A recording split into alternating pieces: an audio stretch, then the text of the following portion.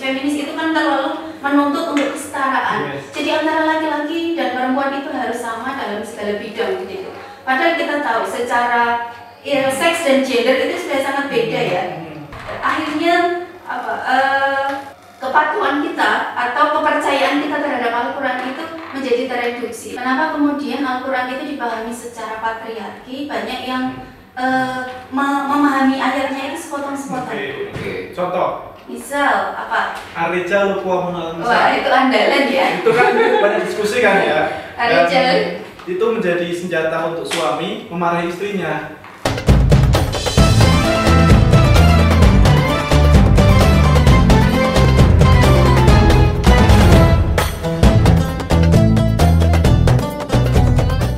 Podcast manis bersama Mutiara Ramadan.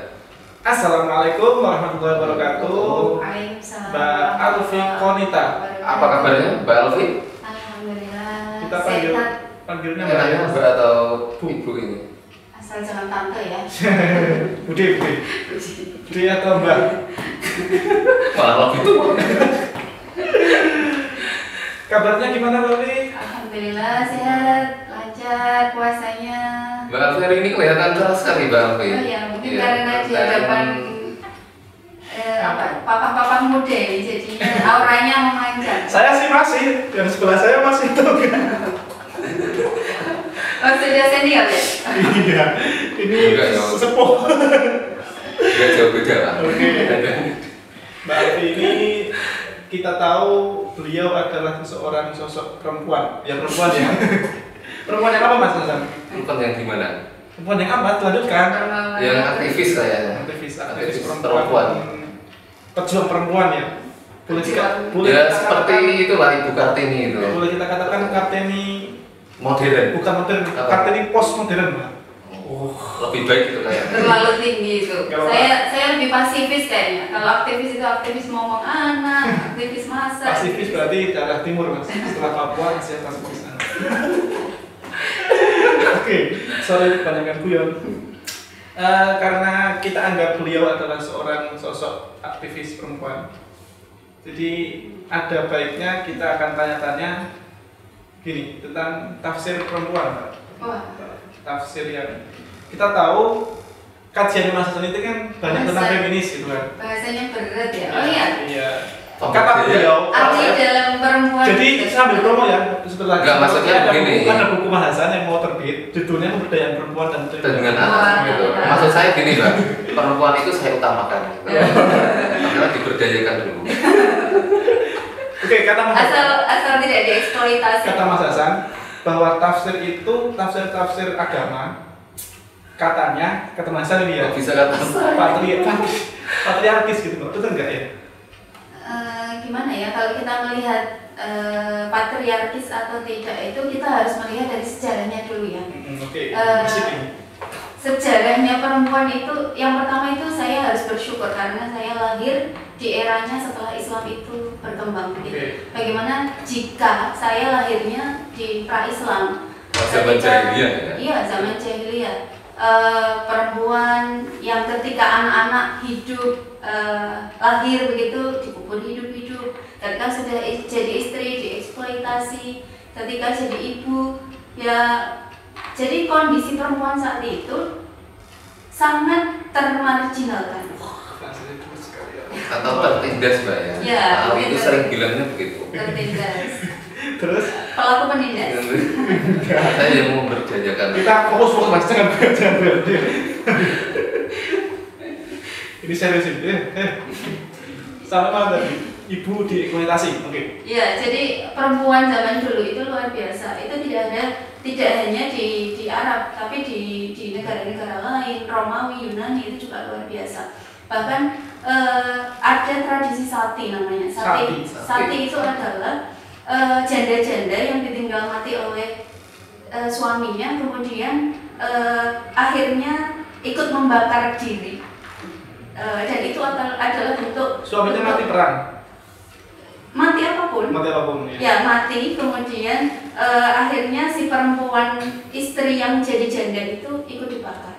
Itu di tradisi India begitu, dan juga sempat awalnya di periode-periode dulu itu di Bali juga begitu, tapi akhirnya ketika Belanda menjajah di Indonesia itu sudah dihapuskan. Pun itu Belanda katanya menghapuskannya itu karena sate itu hanya untuk golongan Brahmana gitu. Oke, sate berarti pernah masuk ke Indonesia? Bukan satiem ya tapi ya sate, tradisi sate itu. Saya udah serius, tidak bercanda. Guyon piye Mas. Ingatnya sate dong soalnya. Jadi memang tradisi dulu itu begitu. Jadi yang dikatakan kembali ke Arab, yang dikatakan jahiliyah itu bukan terus kemudian orang Arab itu bodoh, tidak bisa menulis, tidak bisa membaca itu tidak, tetapi mereka itu cerdas orang Arab itu. Tetapi jahiliyah itu adalah kulturnya, bukan? Kultur bisa. Secara akidah itu mereka sudah lalai, padahal nabi-nabi juga banyak yang diturunkan. Tapi apakah mereka juga menganggap dirinya lalai? Kan nggak mungkin ya? Ya nggak juga. Tetapi maka kemudian orang-orang menyebutnya mereka itu jahiliyah. Mereka di luar orang Arab berarti ya? Ya, masa iya? Meskipun saya menganggap dirinya nanti insecure. Ya. Lanjut. Jadi begitu. Jadi tradisi Arab itu memang sangat mengunggulkan laki-laki. Sebelum ke tradisinya, dalam bahasa Al-Quran kita kan menggunakan bahasa Arab ya. Mungkin itu salah satunya kenapa kok Nabi Muhammad itu diturunkannya di Arab, nggak di Jawa gitu. Karena di Arab itu yang pertama juga dari masyarakatnya itu masyarakat yang sangat susah diatur. Dulu bahkan ketika kita kembali ke flashback ketika mengapa kemudian Ka'bah itu diserang. Ka'bah itu sebenarnya semuanya sudah yakin kalau itu adalah Baitullah. Ketika Abdul Muthalib itu ketika Ka'bah mau diserang itu berpapasan dengan Raja Abroha. Saya mau menyerang Ka'bah. Apa katanya? Ya silakan. Itu rumahnya, itu Baitullah, rumah Allah. Tidak harus saya jaga, sudah Allah yang menjaga. Tapi secara turun-menurun karena mereka saking percayanya kepada Ka'bah, akhirnya karena kebiasaan orang Arab itu bukan berjualan saudagar di mana-mana begitu, akhirnya mereka mengambil batu yang kecil-kecil untuk dibawa sebagai keberuntungan. Akhirnya dari batu yang kecil dibuat berhala. Itu kan sejarahnya begitu. Jadi bukan karena mereka bodoh secara anggapan kita bodoh tidak bisa menulis atau. Berarti kenapa Rasul turun di Arab karena jahiliyah? Kenapa nggak di Jawa? Karena Jawa nggak jahiliyah ya? Ya mungkin dari secara umumnya ya tidak kemudian Indonesia tidak di Jawa tidak bodoh atau tidak ya gimana. Kita bandingannya begini. Contoh bahasa Arab ya. Bahasa Arab itu kalau menggunakan lughatnya dalam bahasa Al-Quran itu sangat tidak ada yang netral. Ya, jadi pasti ada laki-laki, ada perempuan. Iya, satu. Iya. Tapi ada yang mereka. Dulu lulus ya madrasahnya. Enggak, saya cuma jahiliyah juga jahiliyah. Pernah mondok kok Mbak ini dulu. Pondok pesantren Pilat. Ya. Kembali lagi ke tema kita, Mbak. Kita kan lagi ngomong dari feminis, tafsir feminis. Sampai tadi diawali dari itu kita lihat sejarah yang memang patriarkial. Kemudian akhirnya turun ke tafsirnya. Potong itu ya berarti ya.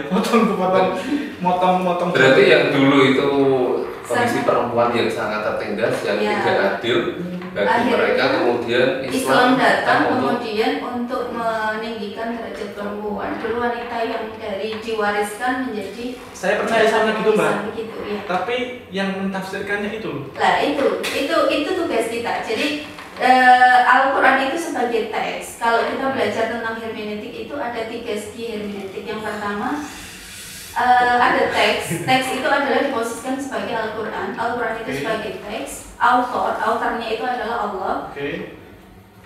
Yang ketiga adalah reader. Reader itu adalah manusianya yang membaca. Ketika Mas Ali membaca dengan saya yang membaca belum tentu pemahamannya sama. Karena Mas Ali iya betul. Saya nggak tahu bahasa Arab. Ya baca terjemahnya kan Dan bisa. banyak terjemah sekarang. Ya, oke lanjut duluan.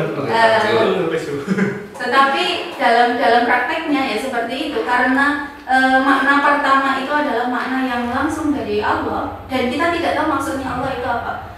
Kebenaran absolut itu hanya milik Allah. Kebenaran relatif itu milik manusia. Maka para penafsir akhirnya banyak mengeluarkan tafsir-tafsir yang sesuai dengan latar belakang pendidikannya, bagaimana kemudian kehidupannya, maka kemudian lahir yang tafsir yang konteksnya beda-beda. Tapi rata-rata karena Al-Quran itu lahirnya di Arab dengan budaya patriarki yang sangat tinggi, maka kemudian hasilnya tafsirnya juga banyak yang patriarkis. Apakah ada alat atau metode tertentu Mbak untuk memahami tafsir itu? Sebenarnya begini, kenapa kemudian Al-Quran itu dipahami secara patriarki? Banyak yang memahami ayatnya itu sepotong-sepotong. Oke. Contoh. Misal apa? Ar-Rijal Qawwamun 'alan Nisa. Wah, itu andalan ya. Itu kan banyak diskusi kan ya. Ar-Rijal itu menjadi senjata untuk suami memarahi istrinya. Tidak hanya itu, kadang-kadang itu Ar-Rijalu Qawwamun 'alan Nisa. Terus perempuan adalah ladangnya suami. Lah itu salah satu alat buat menjustifikasi kalau kamu ki harus manut ke saya. Saya waktu surganya istri di suami gitu lah ya. Gak ada ya. Iya, memang. Iya, betul ya. Memang dari suami. Ya. Cuma bunyinya gak begitu. Nah, itu bagian dari tafsir. Tafsir yang sangat bebas. Jadi paling metodenya ya begitu. Kita harus memahami Al-Quran itu secara menyeluruh, pesan-pesannya. Seperti pesan poligami misalnya. Kita ambil contoh satu ya tentang poligami. Bagaimana kemudian apakah Islam itu melarang poligami? Tidak juga, karena Islam itu membolehkan. Dari sejarahnya dulu banyak sekali nabi-nabi yang memiliki istri ratusan, tapi kemudian dipotong sedemikian rupa jadi 4. Itu kan sudah sangat luar biasa. Iya. Berarti ada aspek usul dan konsultasinya ya. Ya harus. Benar ya. Pembahasannya sebelum dulu Mas. Ya, sebab kenapa ayat tersebut turun gitu. Jadi kalau boleh saya teruskan berarti Pak, ya, yang Ar-Rijal Qawwamun 'alan Nisa. Kira-kira tafsir yang lebih seimbang itu kira-kira gimana? Lah saya itu begini. Islam itu datang itu untuk menyempurnakan ya. Seperti halnya ketika ayat Khomer itu kan tidak langsung diharamkan, tetapi melalui proses-proses yang belum muncul itu. Kenapa kemudian ayat-ayat yang berkaitan dengan perempuan itu tidak dianggap sebagai proses? Oke. Ya, jadi seperti Ar-Rijalu Qawwamun 'alan Nisa. Di situ qawwam itu artinya banyak sekali. Ada yang bertanggung jawab, ada yang melindungi dan ada yang kalau yang ekstrim itu laki-laki itu harus super powernya perempuan dan sebagainya, itu kan yang lebih ekstrim. Terus bagaimana kalau seandainya ayat itu dijadikan sebagai proses awal bahwa Ar-Rijalu Qawwamun 'alan Nisa itu artinya adalah melindungi. Setuju Mbak? Enggak. Jadi harusnya perempuan yang melindungi. Maksudnya gini. Kalau kata feminis, apalagi yang feminis radikal, sorry ya, ini konteks ya. Kalau feminis radikal bilangnya, maksudnya kalau ada konsep, enggak radikal semua feminis. Kalau ada konsep melindungi, berarti seolah perempuan itu lemah. Begini, kenapa kemudian dari feminis itu kita malah lari ke feminis. Feminis itu kan kalau kita lahir dari suku katanya feminis begitu, asal katanya feminis itu kan terlalu menuntut untuk kesetaraan. Yes. Jadi antara laki-laki dan perempuan itu harus sama dalam segala bidang begitu. Padahal kita tahu secara seks dan gender itu sudah sangat beda ya. Jadi itu sudah sangat beda. Jadi kemudian kalau itu disamakan, menganggap akhirnya yang muncul itu adalah Al-Quran itu sebenarnya memarginalkan perempuan. Banyak yang muncul begitu. Akhirnya dasar-dasar yang dipakai itu adalah mencari dasar-dasar logika yang tidak mungkin bahwa perempuan akhirnya ketaatan ke kepatuhan kita atau kepercayaan kita terhadap Al-Quran itu menjadi tereduksi. Kalau saya lebih. Berarti untuk saat ini masih banyak fenomena misalnya masyarakat awam yang salah kaprah memahami ayat Al-Quran gitu.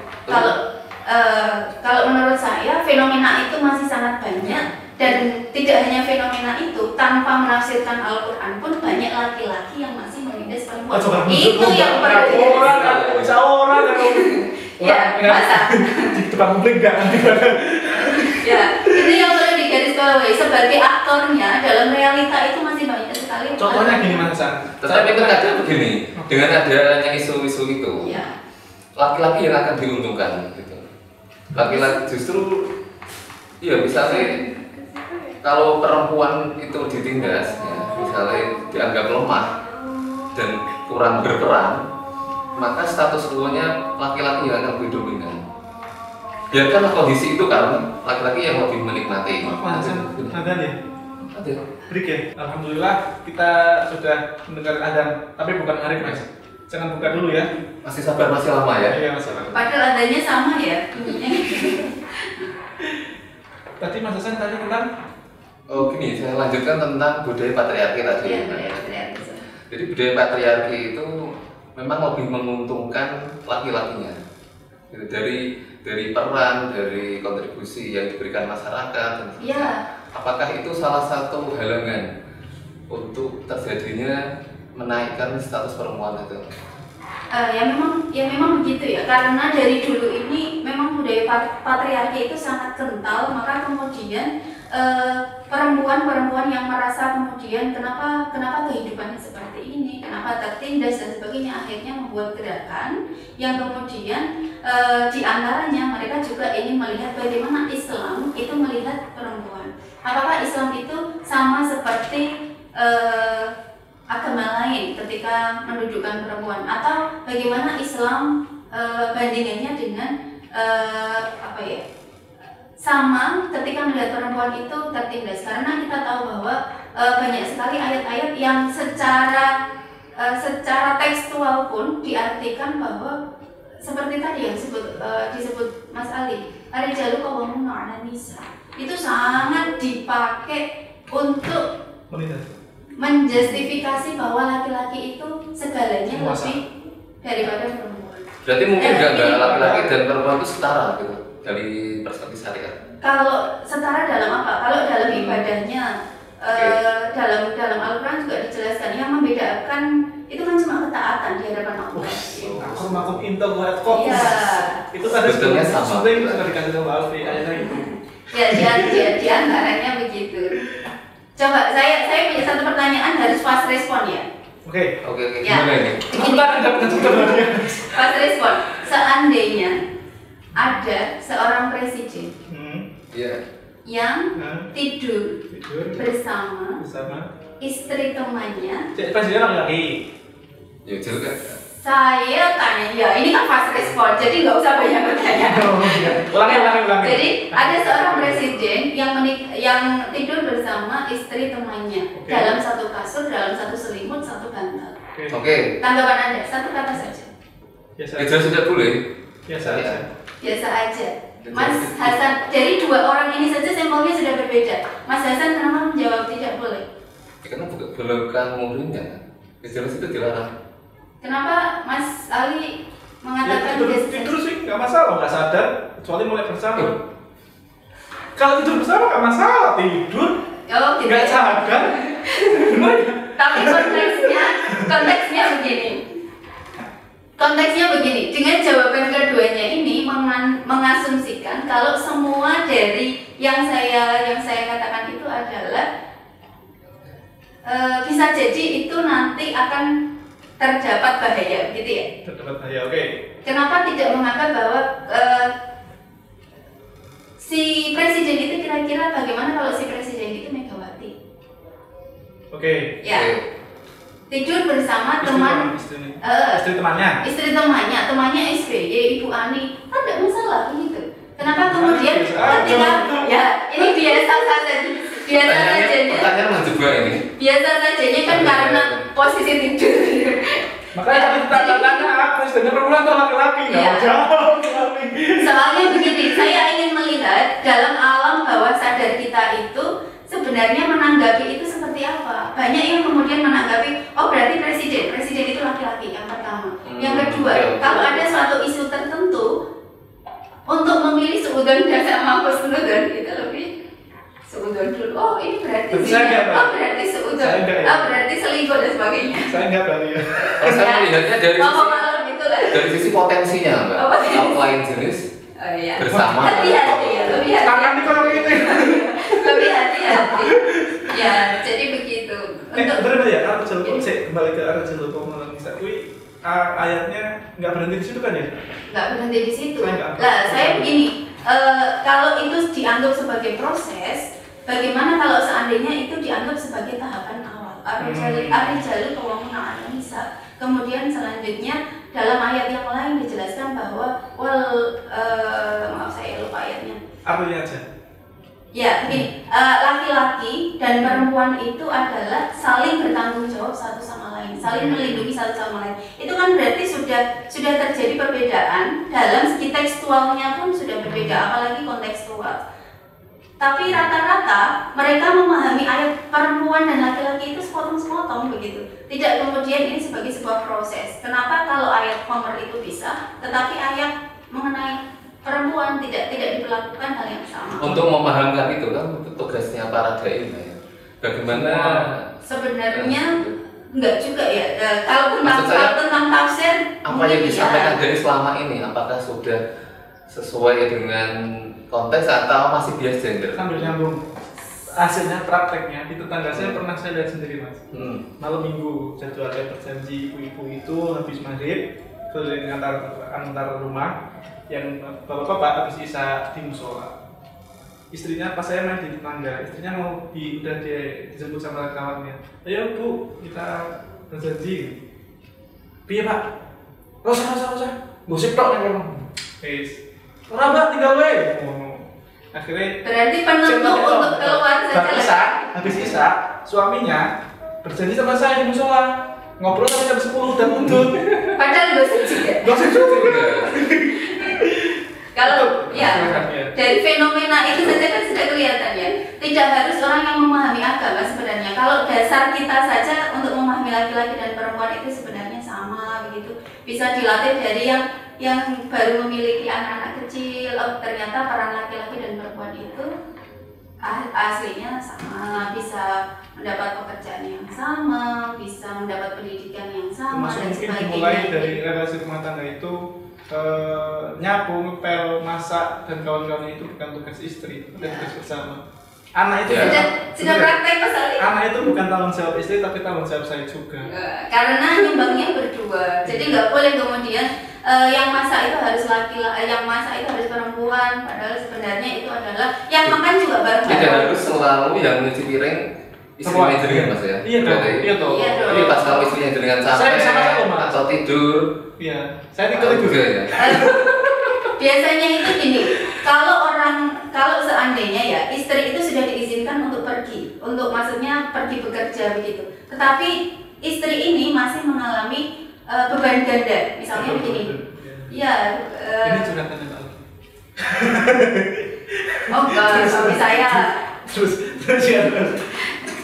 Ya, begini. Jadi kita sama-sama bekerja, tetapi ketika pulang siapa yang memikirkan nanti masaknya apa ya? Nanti anak saya sudah mandi belum? Lah itu tetap istri kan. Jadi dalam kehidupan sehari-hari pun banyak sekali yang kemudian menganggap peran antara laki-laki dan perempuan itu masih sangat paling kecil gini mas, kalau kita mau keluar ke kampus misalkan yang rutinitas yang cium tangan itu tidak hanya istri, tapi kita juga sebagai suami. Jangan hanya cium tangan. Yang paling kecil bukan gitu kan. Kalau problem apa jadi belakang tapi. Puasa. Ya itu rasanya akan beda mas kalau kita misalnya berangkat kerja gitu. Kalau misalnya kita mau berangkat kerja istri merenggut beda lagi. Susah itu konteks lain. Begitu. Ya itu makanya jannah itu adalah konteksnya perempuan karena senyum istri saja sangat bermakna ya. Iya. Makanya betapa mulia Islam itu salah satunya ketika ketika Nabi ditanya siapa yang harus dicintai adalah ibu baru bapak. Kasihan kita. Itu bukan ibu yang di Salatiga 1, yang di Semarang 1, bukan gitu. Jangan diteruskan. Saya itu. Jangan teruskan Pak. Iya. Satu di Salatiga kan. Ya. Itu jangan bukakan dia. Saya mana tadi ya sampai ibu-ibu. Berarti benar ya kita simpulkan bahwa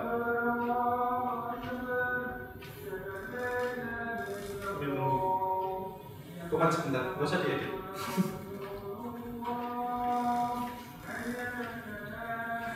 Loh, Mas Hasan gimana? Ini gara-gara ini tak tinggal. Jangan gara-gara ini mas. Itu biasanya Mas Hasan saking sayangnya sama istri, jamahnya di rumah. Makanya kalau setiap siang pulang. Kok saya nggak pernah pulang kalau saya sorry. Ya, intinya sama-sama pecinta wanita. Iya kalau kita nikahin sama. Jadi bahwa sebenarnya Allah Tuhan kita lewat Quran dan Islam itu sebenarnya secara dogma dan doktrin sangat membuat relasi laki-laki dan perempuan setara pada porsinya. Setara pada porsinya. Islam sebenarnya sangat menghargai dan menghormati perempuan untuk memperoleh hak-haknya. Iya. Ya. Semuanya punya hak masing-masing. Laki-laki dan perempuan punya kewajiban. Kenapa kotaknya berbeda? Karena pikiran orang berbeda-beda. Iya.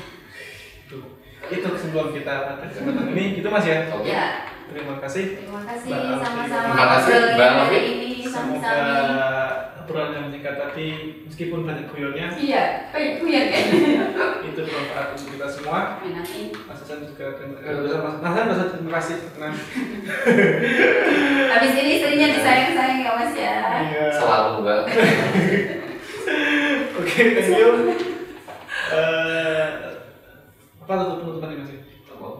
Doakan masa kita lancar, doakan kita sehat selalu. Saling mendoakan karena doa orang puasa itu kan dijawab. Berarti kalau nggak puasa? Pertanyaannya berat itu. Oke, terima kasih. Berjumpa lagi dengan podcast bulan Ramadan. Assalamualaikum warahmatullahi wabarakatuh. Waalaikumsalam warahmatullahi wabarakatuh. Podcast Manis Bersama Mutiara Ramadan.